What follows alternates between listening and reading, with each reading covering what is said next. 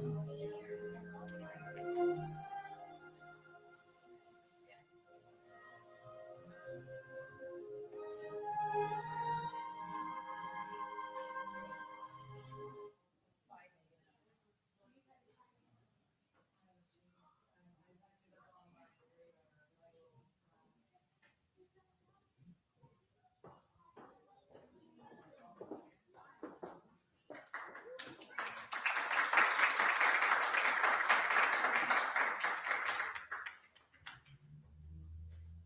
good evening. Those of you that are here. My name is Holly. This is Chisa. She'll also be playing violin. And this is our wonderful friend Jacob on viola. We're going to be playing movements 1, 2, and 4 from Dvorak's Terzetto for 2 violins and viola. Please enjoy.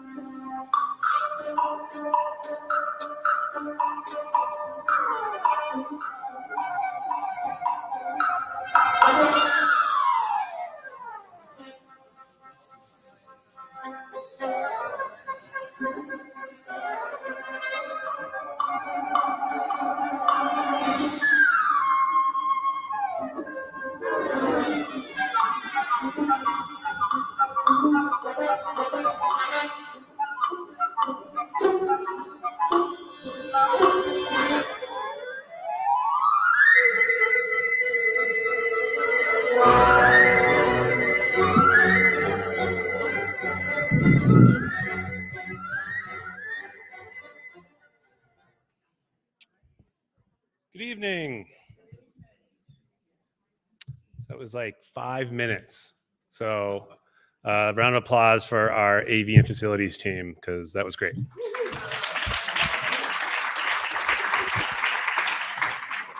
I mean, we're a library. So my name is Cleve Corner. I'm the manager of author and speaker engagement here at the Pratt. Thank you all for coming out this evening.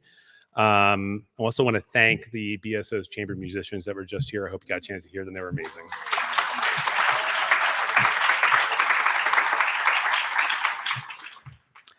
Tonight, Jonathon Heyward and Heidi Daniel are going to be in conversation for about 30 minutes, and then we'll have time for your questions. There's a microphone right there, and there will be a microphone right over here. I ask you to stand up and ask your question from the microphone. This is a hybrid program. We have folks at home watching as well. That way they can hear it. I also want to let you know that we also have a lot of author programming here at the Pratt, and we still have tickets available for Walter Mosley coming up in November and Courtney B. Vance also in November. So if you get a chance, go to our website, Writers Live, click on that. You'll see everything we have. Today, I'm happy to welcome Baltimore Symphony Orchestra music director Jonathon Heyward to the Pratt Library to discuss his life, music career, and his path to Baltimore. Jonathon Heyward originally trained as a cellist and chamber musician and has held the position of assistant conductor at both the Boston Conservatory Opera Department and the Boston Opera Collaborative, associate director of the Hampstead Garden Opera Company in London, assistant conductor of the Halle Orchestra, and most recently, chief conductor of the Nordwest Deutsche. I tried that a couple times this morning, and I think it worked. Philharmonie. Phil. This evening, he'll be joined in conversation by Pratt Library President and CEO Heidi Daniel. It's my great pleasure to welcome Jonathon Heyward and Heidi Daniel.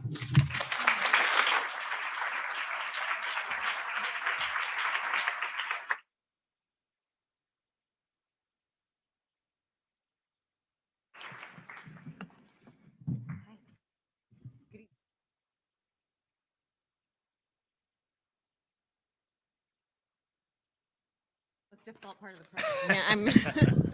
Let's see. Is it that? Oh, there we go. Thank you so much. It's so gracious and generous. I obviously need to work on my grip strength. So, Jonathon Heyward, thank you so much for being here. I'm going to stall while you get yours. Yeah, I'm just. Okay. We made it. We made it. We're here. Well, I want to thank you for being here and being so gracious to give of your time with us this evening. I very much appreciate having you here on the Pratt stage. Thank you. I would like to get the elephant out of the room early on, which if people have seen me, I'm generally in high heels at work, but I wore my Converse for you. So yeah, Great. I wanted you to feel welcome. Thank you. I also desperately need an excuse to not wear high heels, so thank you for that little piece of equality. But I want to hear the story right off the bat about why Converse. Yeah, no, it's a good story, and it's a true story. So while I was the assistant conductor of the Halle Orchestra in Manchester in the United Kingdom, a lot of my job was to be the conductor for all the education and outreach concerts. So I was typically late for a concert, and I was doing an education concert, and it was a sold-out education concert, and I always have this bad habit of not getting ready until about 5 minutes before the show, you know, dress-wise and getting into J's. So I had asked my darling wife to put the shoes in my bag, but they did not get there. The dress shoes did not get in, and so she's not here, so now I can say that it was her fault entirely. But anyway, so one thing led to another, and I was only wearing red Converse. So it's 2 minutes before walking on stage. So I went up to the education director and said, I'm really sorry, but this is all I've got. And so I had my black suit and red Converse on. The next day, I got a numerous amount of cards with just the red shoe and a lot of music notes from various students who were just so impressed by the fact that a conductor could wear Converse and conduct, a symphony orchestra. And I thought, in all seriousness, what an amazing barrier to break, that these kids were able to kind of maybe listen more, I don't know, and break a barrier that allowed them to relate in a way. So they stuck. And what's been beautiful actually is to see the sort of the reaction that's been happening over the weekend, over even at the gala, to see some audience members are wearing Converse.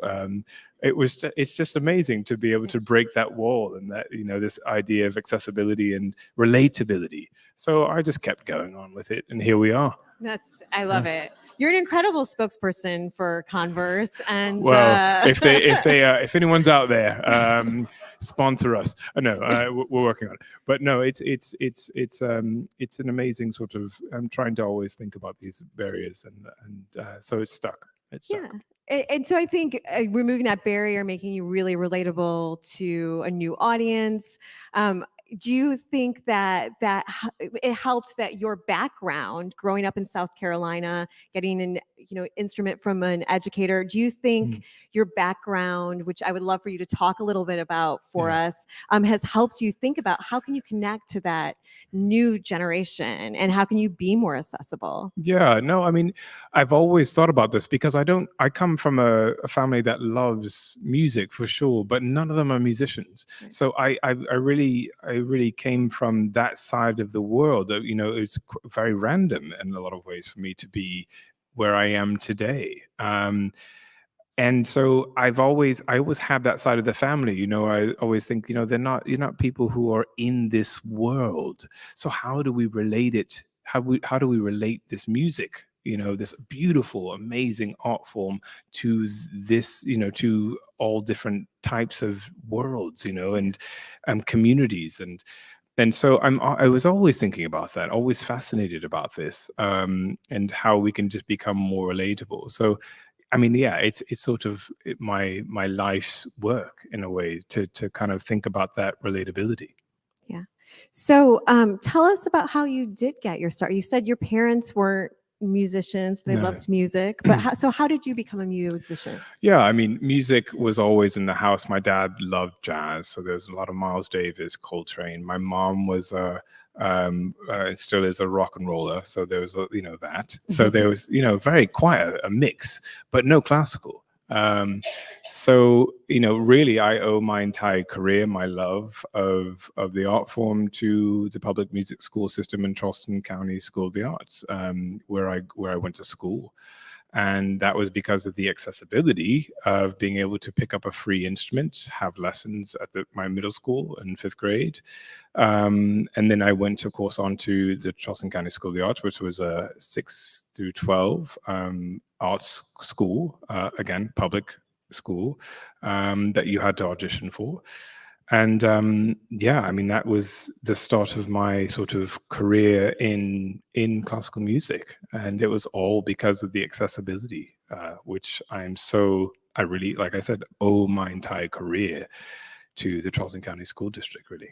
Yeah, that's amazing. So what, from South Carolina to the Charleston School District, where did you go from there? And tell us a little bit about your career up till now. Yeah, so I stumbled upon conducting about 8th grade. The quick story was basically there was a substitute teacher, and this substitute teacher was not a musician. So he decided that in order to run the rehearsal that we needed students to run it. So he put all of our names in a hat, shuffled it around, and guess who got picked? And I was terrified. I hated being in front of people. I didn't like the idea of leading, but what I fell in love with was the idea of the score. The score is a piece of paper, for those who don't know, that the conductor reads from. It has absolutely every single note, and you can see how all these lines come together to create one voice. And that's the beauty of the art form. It's very symbolic of a community. It's very symbolic of how we are better together, and I felt that immediately. And that's what drew me to conducting, really. So I was very ambitious. And by 9th grade, I went up to my high school symphony orchestra teacher and said, I want to do this thing. I want to conduct. And she let me conduct almost every single week in a rehearsal. And I had one piece on every single program. We had 3 programs every year in high school. And I mean, I got so much exposure. I didn't know what I was doing, of course, had no idea what I was doing. But she let me, again, the access was there. So I knew I wanted to become a conductor age, whatever that was, 13, 14. But I knew that I needed to understand what it was like on the other side of the podium before, taking that up. So I decided to do a performance degree in cello at the Boston Conservatory of Music. And then I did my studies at the Royal Academy of Music in London, doing orchestral conducting. And by the end of my time at the Academy, I'd won this competition in France, and that sort of kickstarted my career in Europe. I then became the assistant conductor of the Halle Orchestra. And before finishing my term as assistant conductor, I was given the job as principal conductor of the Nordwestdeutsche Philharmonie, and that's an orchestra I still have as one of my various jobs now. But yes. Excellent. So that's quite the commute back and forth. Oh yeah, I'm getting a lot of good air flying miles at the moment. It's, excellent. Yeah. And I have heard. Do you have a home there? Are you fixing up a home there? Or in the UK? Yes, in Folkestone. We bought a house 3 years ago. My wife and I bought a house, old Victorian house in a gorgeous seaside town southeast of Folkestone. Yes, we're doing a lot of renovations. I think home ownership hit us like a ton of bricks in a lot of ways. But we're getting there, and it's coming together. But we're also very, very excited to be putting roots in to Baltimore. And official move-in date is next month. So. Oh, and this is very important to those of us who live in Baltimore. What neighborhood are you living in? What part of the city? Harbor East. Okay. We'll be there, and we're just looking forward to kind of also exploring the other areas. Yeah. Well, there's a lot of historical homes in Baltimore and a lot of renovations. So I thought I'd ask because many of us have experiences with renovating historical homes. Well, and it we won't be doing that anymore. No, just once enough. Okay. When I took this position, we looked at a historical home, but we were in the middle of renovating this building. And I said, no, one renovation at a time is enough. Absolutely. So you did recently get married too. Yes. So that's another big change. I know. Millie is your wife? Yes, my darling wife, Millie. And we got married in May of last year. And and then turned 30 in July of last year. I mean, 30 just hit me like a ton of bricks. Two jobs, getting married.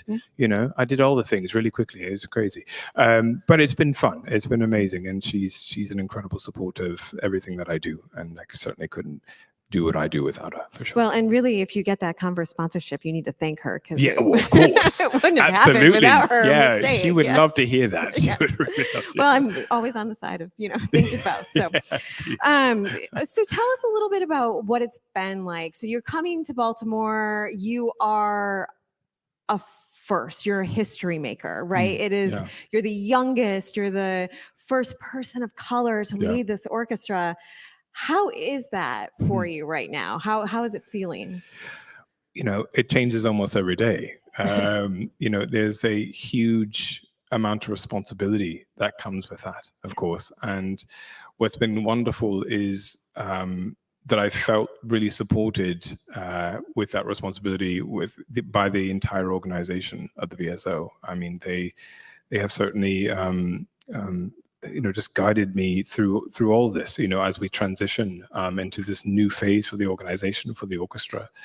And it's very special to be able to do it in a special city like Baltimore. We instantly felt, my wife and I, the incredible amount of culture, the incredible hunger for potential of growth in culture and arts and community.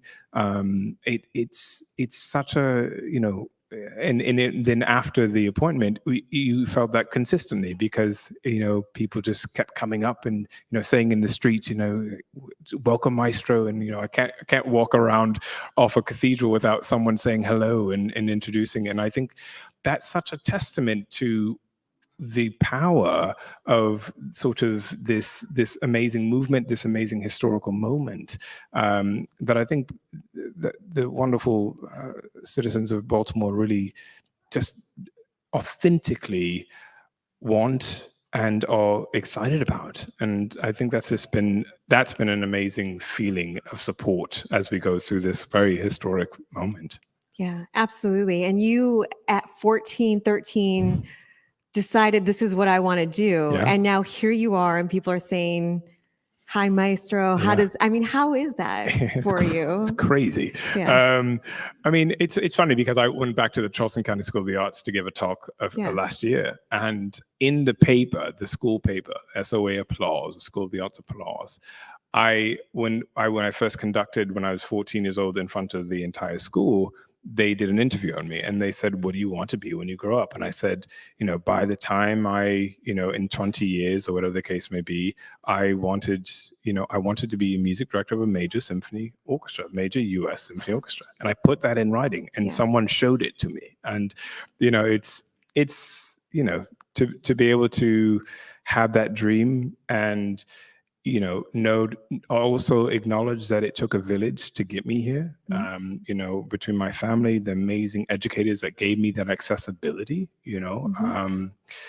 it's tremendous. And I'm just very grateful and so ready now more than ever to deliver on that. Congratulations on Thank you. hitting your dream. Thank you. We're so glad to have you. Thank you. Having your dream happen here. Yeah, indeed. With us. So let's talk about access, because you've brought this up multiple times, and it's a word that I immediately key in on, because public libraries, I have said over and over again, are at their very heart about access and accessibility for the community. So I was very excited to see the Meyerhoff's theme of a hall for all. Yeah. And hear you say over and over again that you have benefited from access and accessibility, and that you want to see these barriers broken down for the community, for children, for the next generation of musicians, for all of us who live here. What does that mean in the symphony? For me, I automatically know what it means for a public library, because that's my industry. What does it mean? Tell me what accessibility and access and removing barriers looks like for a symphony. Well, I mean, that's what I've spent the entire year as music director designate as, to understand at the core of what that intentionally means. What are the steps that we can take that are intentional to make sure that we directly pinpoint any sort of barriers for accessibility. And I think what we found is, the accessibility of seeing oneself on stage, of course, is a huge thing. So diversifying our artists on stage intentionally, making sure that we have a spectrum of different artists, of different conductors on stage at the Meyerhoff and Strathmore, our second home, of course, to make sure that people also feel welcome. So that accessibility of making sure that they see themselves. Accessibility, of course, of, what happens pre and post within the lobby space, activating the lobby space with events as well. Our ticketing situation as well, making sure that these aren't just these aren't barriers, but that we've done historically already free concerts that are for the community, and we of course are striving to make sure that people know that these are are possible and available. So I think we continue to make strides on what that really means, but I think on the initial kind of reaction to that those are the sort of top three things that I think we've done really well, actually. Yeah, and you have an incredible program with Orchids that indeed. We've certainly partnered with before, but is just inspiring and I think very unique across the country. What is your vision for that? Well, it was sort of the cherry on top, really, for us, because Millie and I both went to go see a working sort of workshop and after school program during my sort of interview week here, and to see the incredible intentional programming that's been happening over the past 15 years.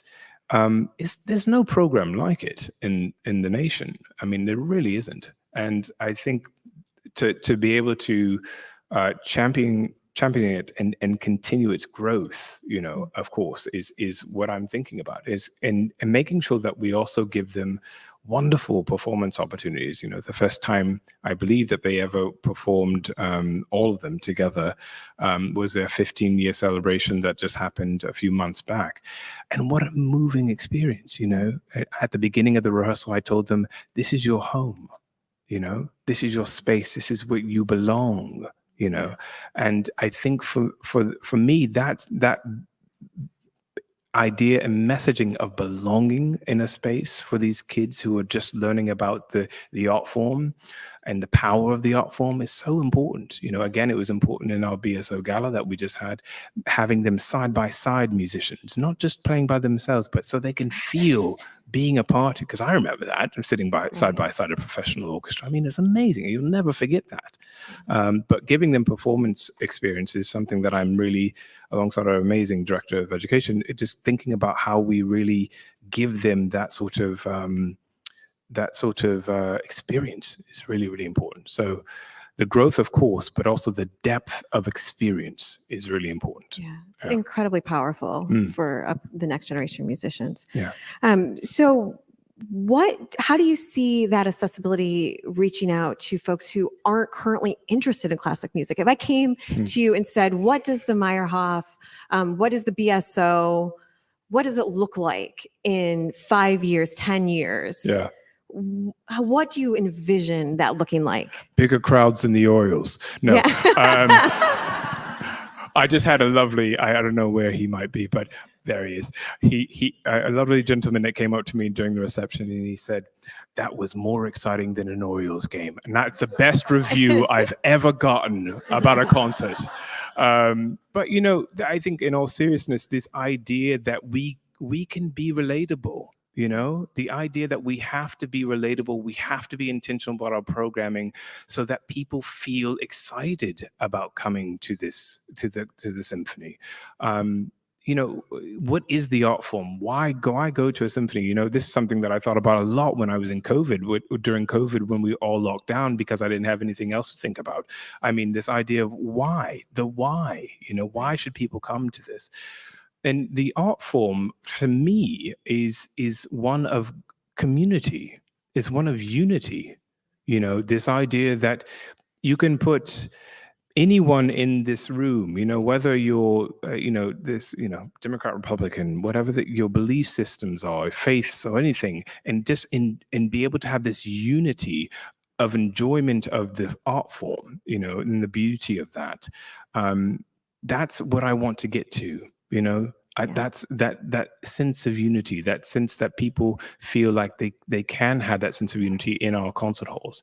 And I think that will increase accessibility, along with, again, striving for what we can do with relatability. You know, how can we make this a symphonic experience relatable to everyone and anyone?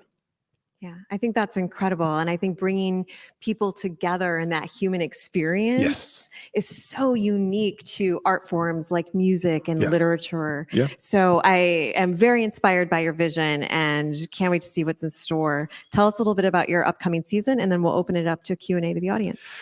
Yeah, well, I think there's a lot of excitement about what's to come. I think there's a few series that I'm really looking forward to. Casual Conversations, where we reduce the program to about an hour, and we kind of go through, explore the pieces, and again, trying to relate it to different genres of music, and kind of go through that. And then afterwards with Heyward is a series that I've created that will be sort of curated by myself, alongside some of the BSO musicians, and we talk after a performance about the sort of overall experience, the journey to the performance. Again, that was something that I really thought about, and intentionally, to really break that wall between the musicians and the audience. I think that it's really important that, you know, whilst every one of these musicians are very talented, but they're also humans. And again, that human aspect of it. And we've had some great discussions already with musicians. And we have one this week on Sunday after our performance. And I'm so looking forward to discussing with our musicians. So, yeah.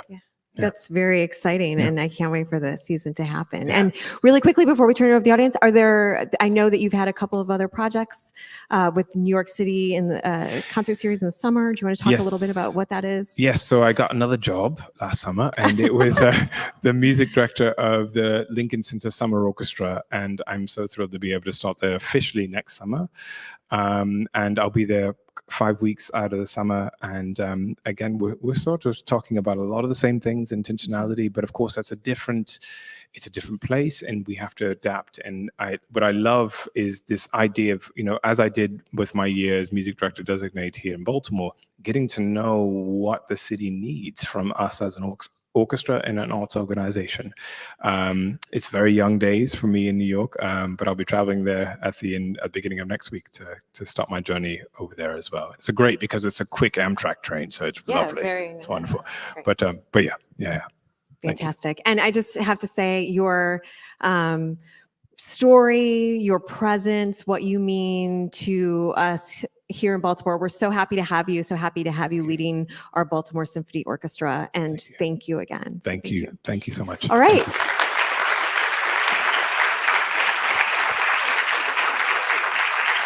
We'll now open it up for questions from the audience. You can come right up here to these microphones and ask your question.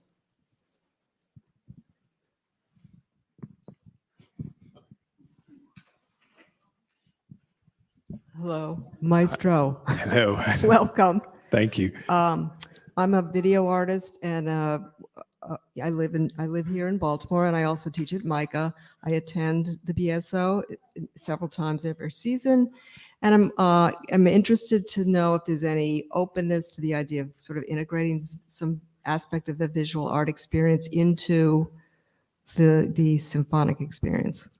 Absolutely. No, thank you so much. There is interest for sure.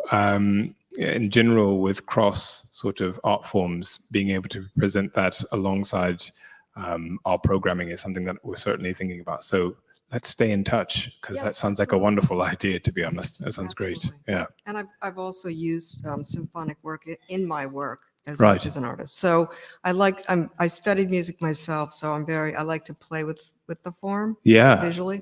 So. No, this idea of sort of cross forms is something that I'm certainly thinking about, and was intentionally thought about in the gala, of course, with dance and music. So let's get a coffee. Sounds great. Thank you.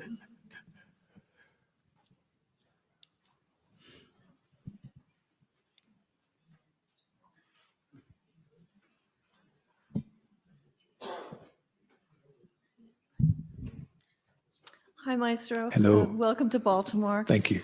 When I was 14, my dad started taking me to the Boston Symphony a couple of times every year. And I decided then that when I grew up, I wanted to be a symphony orchestra audience member. Oh, I love it. Congratulations. And I'm happy to say that for the first time, I've talked my husband into getting the 6th season package for this year. So I'm very forward. Fantastic. Very much looking forward to hearing you conduct, and the orchestra, the wonderful orchestra.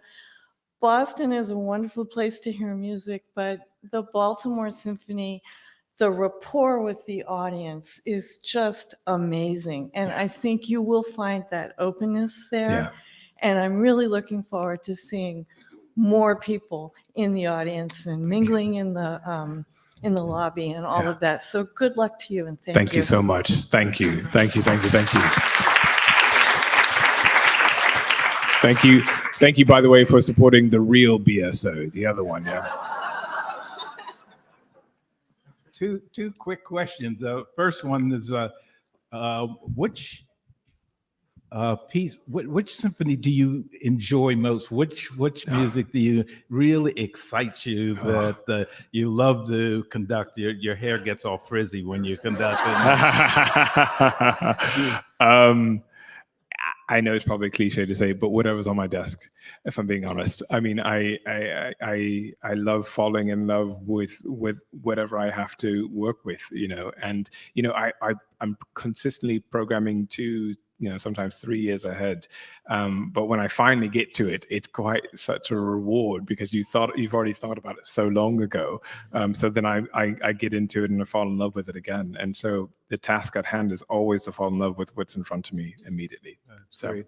The other thing, far more mundane, how do you think artificial intelligence is going to impact your field? My job. can a robot do my job? No, we've actually had a lot of discussion about this, and you want this idea of talking about the human experience, right? And I don't know how you feel about this, but like it's like almost an example is I can't read from a Kindle. I have to read from book, and so even that little bit of technology for me just doesn't do it for me. Just doesn't do it.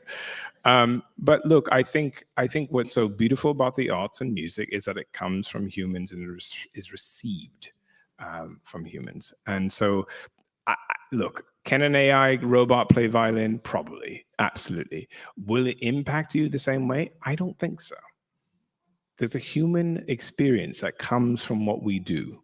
And it's not about being flawless. It's not about, being robotic. It's about coming from a human and giving it to another human. And so I'm optimistic in thinking that no matter how futuristic we get, we will always need and appreciate the human connection that we get from music and art. It's a great answer.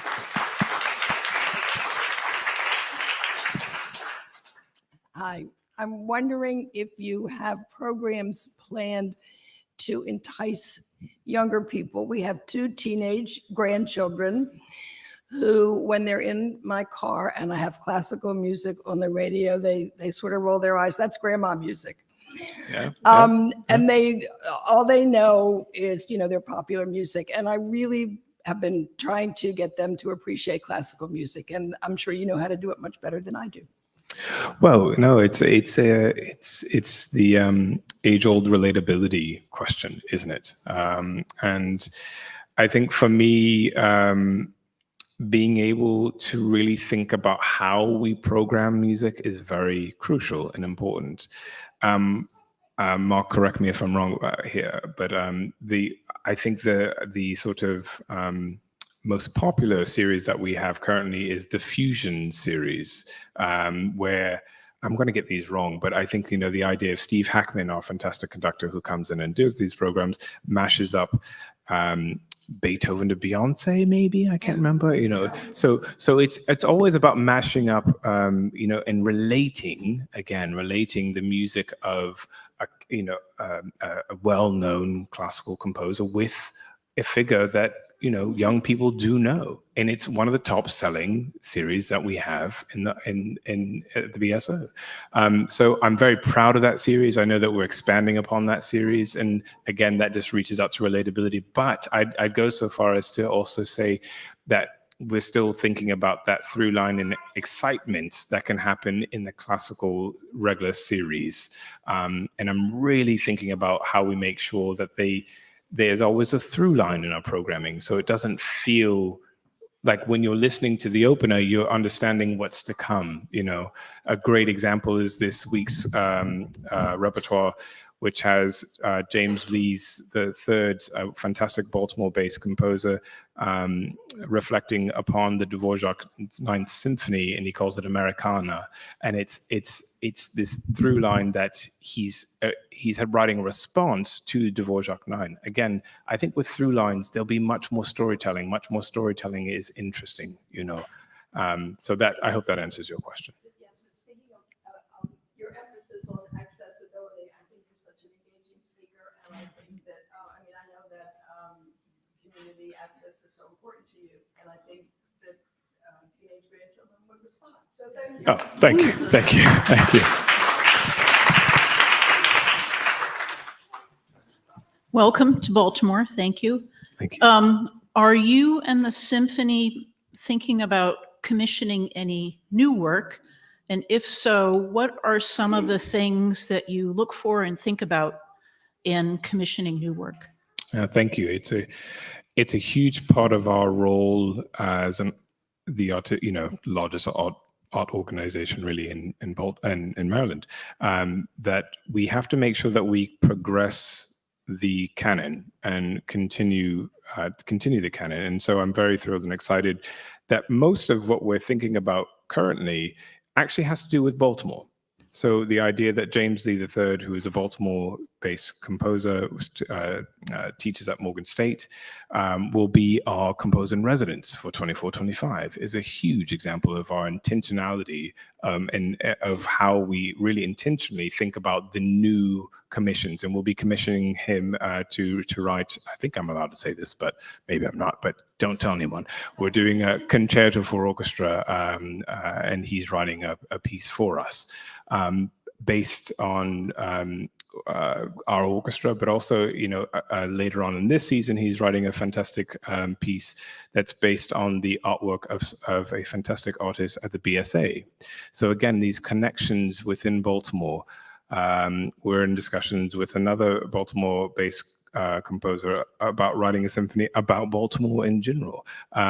Again, when you're thinking about commissions, you also still have to think about intentionality and what's going to resonate with our audience. And so everything's about Baltimore, which I love. And I think we'll continue this thread. But certainly thinking about making sure that we are a part of the growth of the canon is something that's really critical as we think about the artistic vision of the orchestra. Hi, Jonathan. I'm Linus. Currently studying conducting at Peabody. Oh. And I'm new here, first year. And welcome. Thank you. Much as I'm saying welcome to myself. Here we are. Welcome to both of you. Yeah, Jose. I know. Thank you. Yeah, I'm yeah. excited to welcome you as well.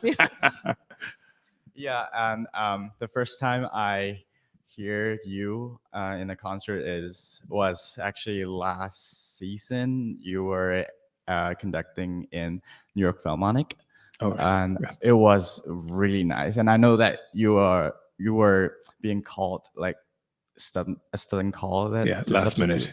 Right, I mean, very short notice. Yeah, with that concerto for orchestra, I haven't heard of that piece before, but it's kind of like in the 20th century, and it's kind of hard for everybody. But tell me about it. I mean, you did a great job. So thank you. My question is actually about like, how can you be effective in terms of working? And also, because I know that you have a lot of new jobs, and also, I mean, for us as a conductor, we have to do a lot of assisting or maybe covering, or even we for me, I have lessons with Marin right now, and it's just a lot of things happening. How can you manage your time? I think time management is a really big thing. And how do you balance your work life, like doing the work-life balance? Yeah. No, it's great. It's a great question, and to speak to another conductor is great. It's brilliant. I mean, this particularly, I remember my time at the Royal Academy of Music, thinking about how to adjust to work-life balance and how to adjust. I mean, that didn't exist really when I was at the Royal Academy of Music. There wasn't a work-life balance. You're there to study, and there's a lot of work that you have to do. However, that you hopefully learn the fundamentals so that you can rely on the skill set that you've learned in graduate school, because you won't have a lot of time when you leave graduate school, is the reality. And now that you're saying, yes, I every minute is normally planned in my days, and you just have to organize that in relationship to your work. But for me, always prioritizing your work as an artist is really important. That requires sometimes to wake up at 5 o'clock in the morning before the day starts, and that's what it requires. But I think you have to also understand yourself. Understand how you learn. What you learn quick, what you don't learn quick. And I think what I found when I was at the Royal Academy of Music is that I was so learning about how quick I needed to study, how much I could trust myself as well with certain things. And that, I'll be very, very honest, is something I'm still, learning all the time about myself, consistently learning about how to adjust, how to pivot. An example is tomorrow. I have a double rehearsal, and then I have to throw out the first pitch. I mean, how do you throw in some practice of, baseball practice in the midst of rehearsals? I mean, but you got to make it happen. But Brian will make it happen with you. But it's these consistent things, and but what a great privilege that we have as conductors, to be able to make music, to do things that we, do what we love on a consistent basis. And I'm always aware of how very privileged I am and in that. So keep that in mind as well as the hard nights of long nights and early mornings happen. But again, welcome. Yeah. Great.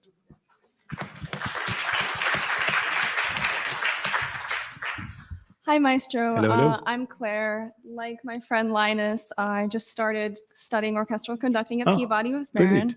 Brilliant. My question is, if you could tell something to your younger self when you were just starting your conducting career, what would you say? I think it goes back to trust. You got to the Peabody Conservatory for a reason.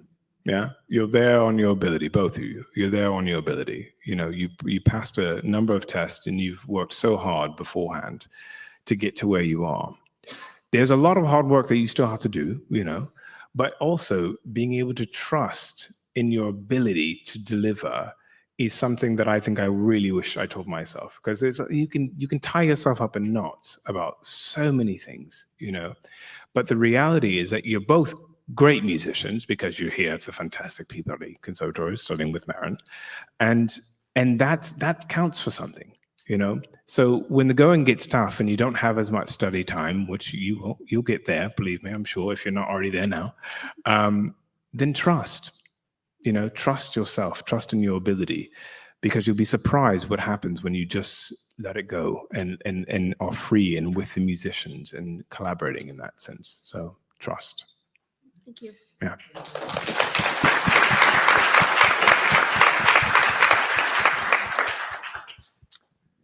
I think that's all the time we have for tonight. I want to thank our moderator, Heidi Daniel. Yeah, thank you.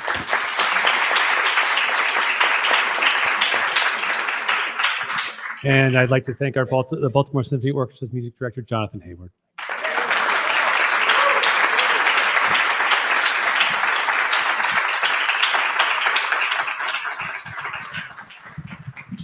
Thank you all for coming. Thank you.